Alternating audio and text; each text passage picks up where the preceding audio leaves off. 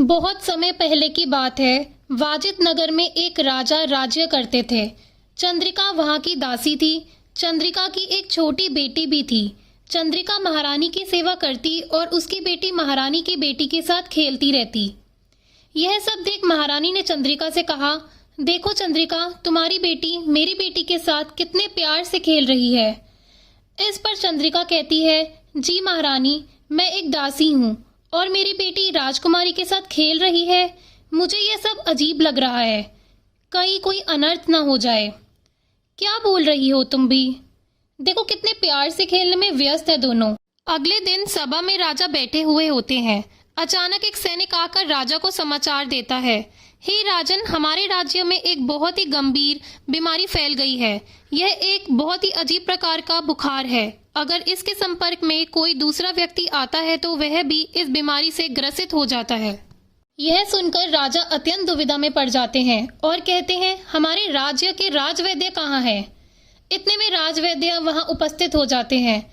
महाराज, मैं यहाँ हूँ। दरअसल मैं रोगियों को परख रहा था। मेरे पास इस बीमारी का अभी तक कोई इलाज नहीं है। मैंने देखा है कि यह बीमारी बहुत तेजी से बढ़ रही है और आसपास के लोगों को भी अपना शिकार बना रही है। महाराज कुछ समय तक सोचते हैं और कहते हैं, सेनापति, पूरे राज्य में ऐलान करवा दो कि कोई भी व्यक्ति दूसरे व्यक्ति से नहीं मिलेगा। सभी आपस में 2 हाथ फासला बनाकर रखेंगे। महाराज के आदेश अनुसार सेनापति कुछ सैनिकों को लेकर राज्य में जाता है और ढोल बजाकर आदेश देता है कि गांव का कोई भी व्यक्ति दूसरे व्यक्ति के नजदीक नहीं जाएगा और 2 हाथों की दूरी भी बनाकर रखेगा।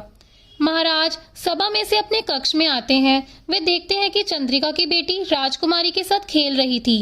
वे कहते हैं कि चंदा, तुम्हें पता है ना, राज्य में गंभीर बीमारी चल रही है।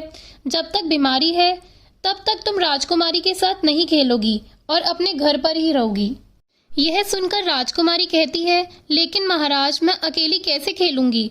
इतने में चंदा खड़ी होकर अपने घर जाने वाली होती है कि तभी राजकुमारी बेहोश हो जाती है। राजवैद्य आते हैं और बताते हैं कि राजकुमारी को भी वही गंभीर बीमारी हो गई है। इसका तो मेरे पास अभी तक इलाज नहीं है। यह सब देख महाराज दुविधा में पड़ जाते हैं। वह कुछ सोच ही रहे होते हैं, तभी एक सैनिक आता है और कहता है, महाराज, बाहर एक बाबा आए हैं और आपको शीघ्र ही बुला रहे हैं। बाबा, और इस वक्त? चलो मैं आता हूँ। बाबा, आप यहाँ कैसे? क्या काम है आपको? सुना है राजकुमारी इस गंभीर बीमारी का शिकार हो चुकी है। मेरे पास इस बीमारी का इलाज है। इलाज? कैसा इलाज? बताइए ना बाबा। आपके राज्य के घने जंगल में एक बड़ा सा पेड़ है।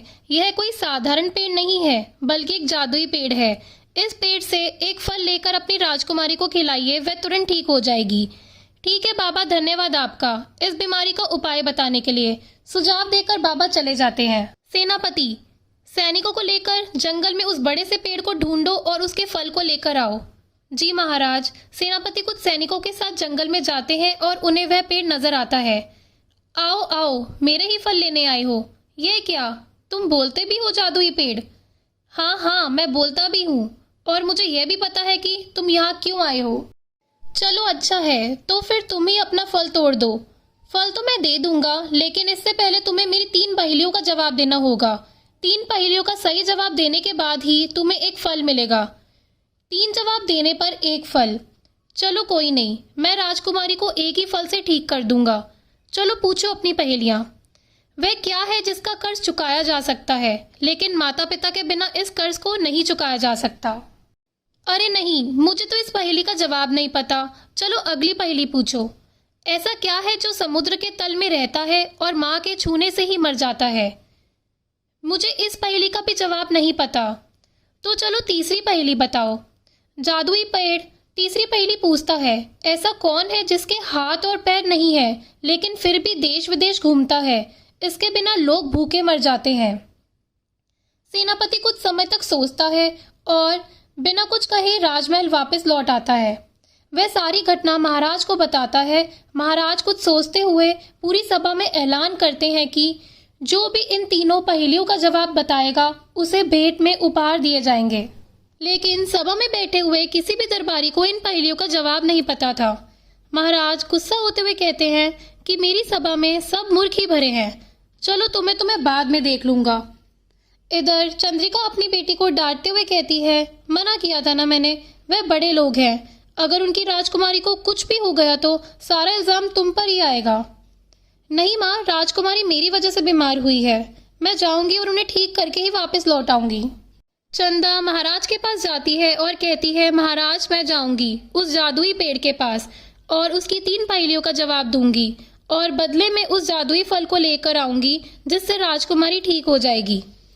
महाराज थोड़ा सोचते हुए बोलते हैं, अच्छा ठीक है, वैसे मुझे पता है तुमसे नहीं होगा, लेकिन फिर भी मैं तुम्हें एक अवसर देता हूँ। चंदा जंगल में जाती है, उसे वह जादुई पेड़ दिखाई देता है। वह उससे कहती है, जादुई पेड़ आप अपनी 3 पहेलियां पूछे। जादुई पेड़ एक एक करके 3 पहेलियों को पूछता है। चंदा थोड़ी देर रुक रुक कर उन सभी पहेलियों का जवाब दे देती है। वह पहली पहेली का जवाब वैद्य जी या गुरुजी, दूसरी का नमक और तीसरी का मोहर या पैसा देती है। यह सुनकर जादुई पेड़ बहुत खुश होता है और अपने जादुई फल को तोड़कर चंदा की झोली में डाल देता है। चंदा अभी भी वहीं खड़ी होकर देख रही होती है। जादुई पेड़ कहता है, बेटी तुम अभी तक गई नहीं।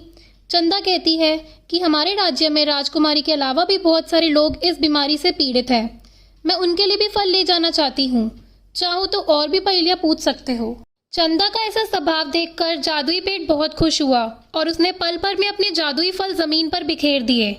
चंदा ने उन सभी फलों को समेटा और राज्य वापस लौट गई। राज्य पहुंचने के बाद राजवैद्य ने उस फल के रस को निकालकर राजकुमारी के मुंह में डाला और देखते ही देखते राजकुमारी को होश आ गया। यह देखकर महाराज और महारानी बहुत खुश हुए। महाराज चंदा से कहते हैं, बेटी मुझे माफ कर दो, मैं तुम्हें समझ नहीं पाया। आज से तुम भी मेरी बेटी हो, अब से मेरी एक बेटी नहीं बल्कि 2 बेटियां हैं। महाराज चंदा को गले लगाते हैं और राजकुमारी यह सब देखकर बहुत खुश होती हैं। दोस्तों अगर आपको कहानी पसंद आई हो तो प्लीज़ लाइक करना और चैनल को सब्सक्राइब करना। धन्यवाद।